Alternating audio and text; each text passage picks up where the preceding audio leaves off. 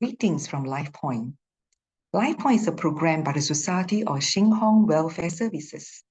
We are a social service agency that serves seniors aged 50 and above, and we advocate end-of-life planning. We wish to empower seniors with information and support so that they can plan and give clear directives in matters related to the last stage of life. So we have public talks on topics like lasting power of attorney, wills, advanced care planning, and advanced medical directives. And after these talks, we also provide one-stop services to help our participants to do these documents at a reasonable rates.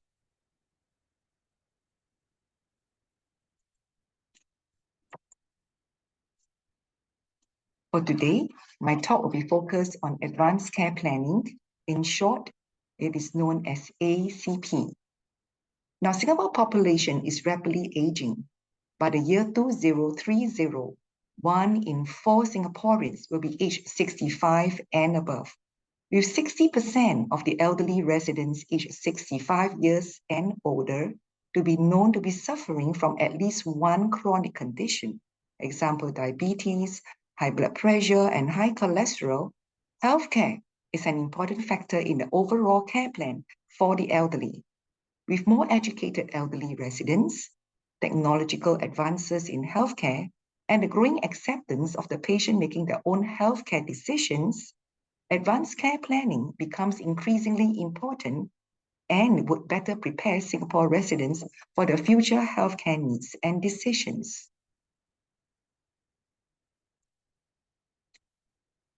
So how does advanced care plan comes about? Now, the concept of ACP was adopted from USA. The initial rollout of ACP was in restructured hospitals in 2011, targeting at the hospital patients. Subsequent rollout to the people in the community, and LifePoint is one of the agencies that has trained facilitators to do ACP with people in the community. Agency for Integrated Care, AIC, was formed as an independent corporate entity under MOH Holdings in 2009 to look into the enhancement and the integration of the long-term care sector. AIC has facilitated training over more than 1,000 ACP facilitators, and they have organized many awareness talks in hospitals, in nursing homes, as well as in hospices. For today's talk, I'm going to focus on what is ACP, the importance of doing ACP, the components in ACP, what are the benefits of ACP, what are the differences between ACP, AMD, which is Advanced Medical Directive, LPA, which is Lasting Power of Attorney and Will, and the ACP development in Singapore. What is advanced care planning? Advanced care planning is actually a series of discussions and conversations to plan for your future health and personal care needs. It involves sharing of your personal values and beliefs, exploring that in certain medical situations, what you might or might not want in terms of your healthcare decisions, choosing someone to voice your wishes if you're no longer able to do so in the future, and writing down your wishes and sharing your plan.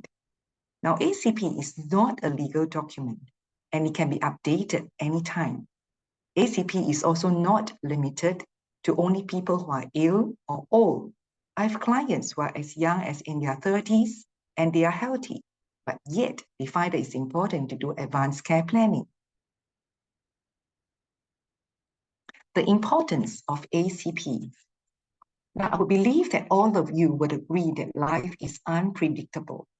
Now, should an unexpected medical crisis happen to you, very often your loved ones may be asked by the doctors to make difficult decisions on your behalf. Now, the question is, would they know your preference? So during a medical crisis, doctors want to know if the family members were to start the treatment or whether to continue with the treatment. And the family members will have to decide. Now, the question is, who to decide? Who wants to decide? Who dare to decide? And who knows the wish of the patient? and you know that it's going to be a very difficult decision because it is about the life of your loved one. Components in ACP. Now, during an ACP and conversation, we will ask our clients life in general. So we'll start off by asking them what is considered as living well to them. Relationships that makes them feel that they're living well. Well, they will mention, and our clients will tell me that family members are important to them. Their siblings, their children, their nieces and nephews, their relatives, and of course, including their friends, their church community, their neighbors. And what are the important events to them? They will mention and will share with me that, regular meetings with the family and friends to have meals together, birthday celebrations with family and friends, paying respect to their late parents, celebrating festivals like Chinese New Year, Christmas, and of course, not forgetting what are their favorite food. And, for the sake of health, many of my clients say that they prefer to take vegetables and they'll consume more fruits. And some of them, they are vegetarian. But of course, even though they're vegetarian, they will abstain from taking certain mock food items. Some of them, for religious reasons, they will also abstain from certain type of meat. And I also ask them, what is their favorite pastime? Many of them share with me that they love to travel, they love to listen to oldies, watching Korean dramas, walking in parks, doing exercises, participating in community activities, community events, helping out in temples. And of course, they also tell me that, by doing volunteering work, being able to donate to charitable organizations are something that they feel that is good for them. And they also will ask them, are there any experiences that they have made, in making healthcare decisions for others? And also will ask them, are there any fears and concerns, if they have sicknesses, if they have serious sicknesses, some of them will fear or fearful of financial burden, they may fear of loss of independence. So all these will be asked during the ACP facilitation. The next thing I will ask them is that of the nominated healthcare spokesperson. In short, there is an NHS. Now, the NHS is the person that will represent your voice in the event that you're not able to do so. Now, before you choose your NHS, there are certain criteria that you need to consider. One of them is that the NHS that you choose must be willing to speak on your behalf. Okay, he or she must know you well and understand your wishes and concerns. And he or she must be able to tell your doctors about the care that you would like to receive. And he or she must be able to handle stressful situations. So who are the NHS that you can choose? Now, well, many of my clients, they will choose their family members. For example, they will choose their children, their siblings, their nieces, their nephews, their relatives, their cousins, uncles and aunties. And some of them, of course, they will choose their friends as well. And you can choose up to one or two to be your spokesperson. The next component in ACP is that of the elements of care. Preferred place of treatment or care. As I mentioned, ACP covers long-term care situation as well. For example, if the client were to suffer from dementia, from stroke, that needs to be cared for by others for a long term. So under such a situation, where is it that the client would like to be taken care of? Okay, many of them share with me that they prefer to be taken care of at home, okay, by a helper. But of course, some of them say that they do not mind to be sent to a nursing home. The preferred type of treatment. Do they prefer to have more aggressive treatment? That means the use of more powerful drugs, that they do not mind to go for more surgical operations? Or some of them prefer to have comfort care, whereby they prefer to be more comfortable rather than to live have a long life where the cure may not be possible. Are there any preferred place of death? Now, some of my clients share that they prefer to pass on at home. And are there any special requests? Special requests like, when they're seriously ill, would they mind to receive visitors? If they're seriously ill, would they like to listen to any music or any songs or any chanting? Okay, yeah. And when they pass on, what kind of religious or non-religious funeral arrangements would they like to have? Do they like to have their funeral arrangements to be at the parlor or to held at the void deck? And what types of burial would they like to have? Many of them quote that they do not mind to have sea burial, but now we have more and more clients who share with us that they prefer to, have the eco-friendly kind of burial where they want the ashes to be scattered even in gardens. So what are the benefits of doing ACP? When you do ACP, it ensures that at least you receive the care that matches with your goals and your values. So there are only 4 simple steps to advanced care planning. Step number 1, think about it. Consider what you need to live meaningfully. Understand your current health condition.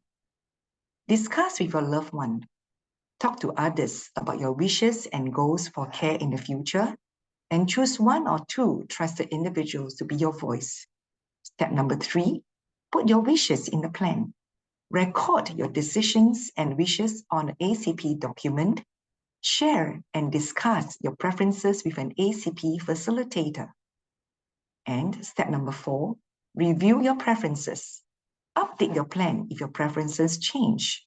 And always remember to provide the copies of your latest plan to your loved ones so that they have the latest version. So the current situation is that many of us fear of serious illness, but few make any plans. Fear of serious illness, and that includes the fear of dying, fear of pain, fear of losing the dignity that someone has to take care of us, the fear of losing control over our lives, the fear of losing quality of life and leading a meaningless life, and fear of being a burden to the family members, both financially as well as emotionally. Now, advances in medicine and technology have enabled people to live longer, even when a cure is no longer possible. Decisions that your loved ones may need to make on their behalf may include cardiopulmonary resuscitation, the use of a ventilator, tube feeding, and other life-sustaining treatment. Cardiopulmonary resuscitation, in short, CPR. CPR may be done if a person stops breathing or has no heartbeat.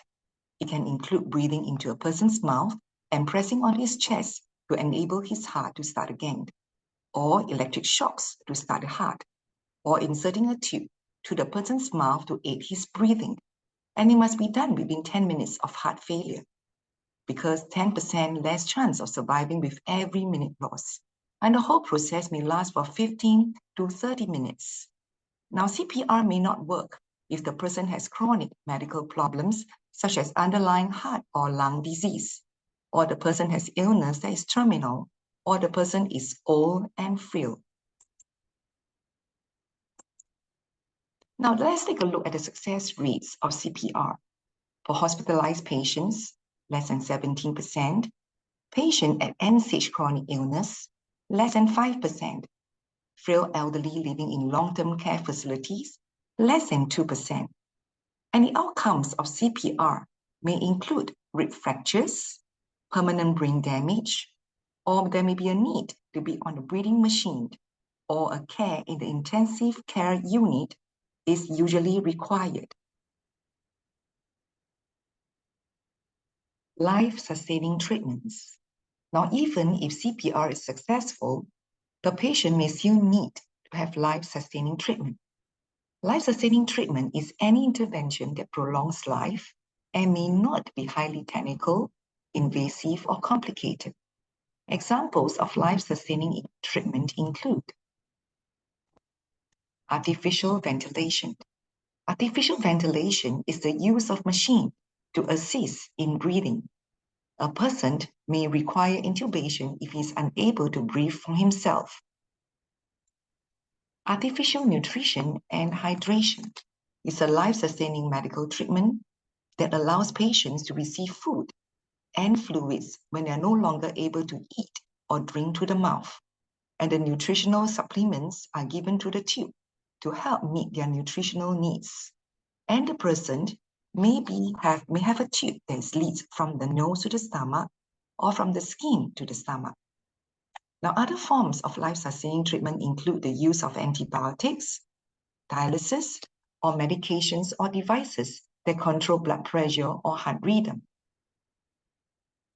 So after so much sharing about advanced care planning, what about Advanced Medical Directive, AMD, Lasting Power of Attorney, LPA, and Will?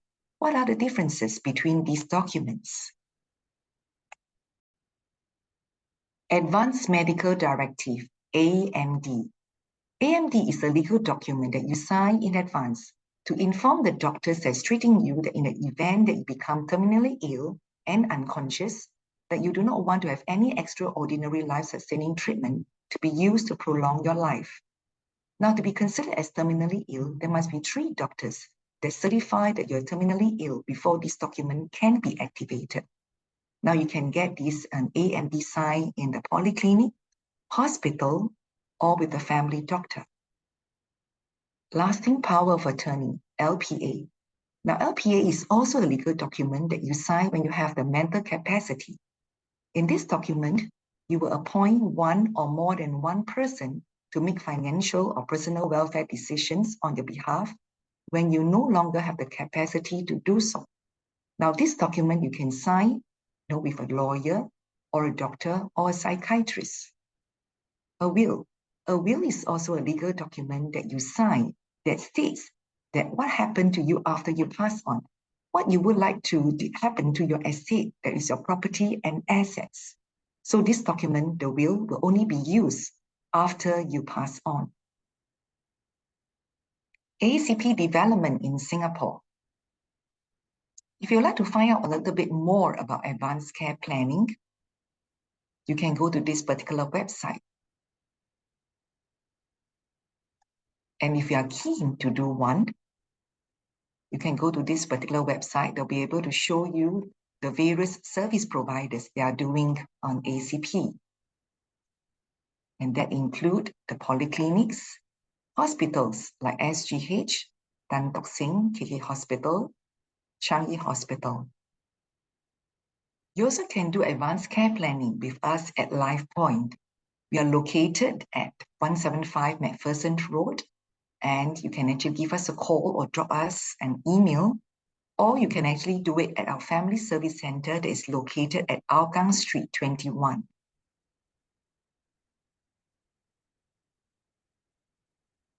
So start planning. Start your ACP conversation. Thank you for your attention. Goodbye.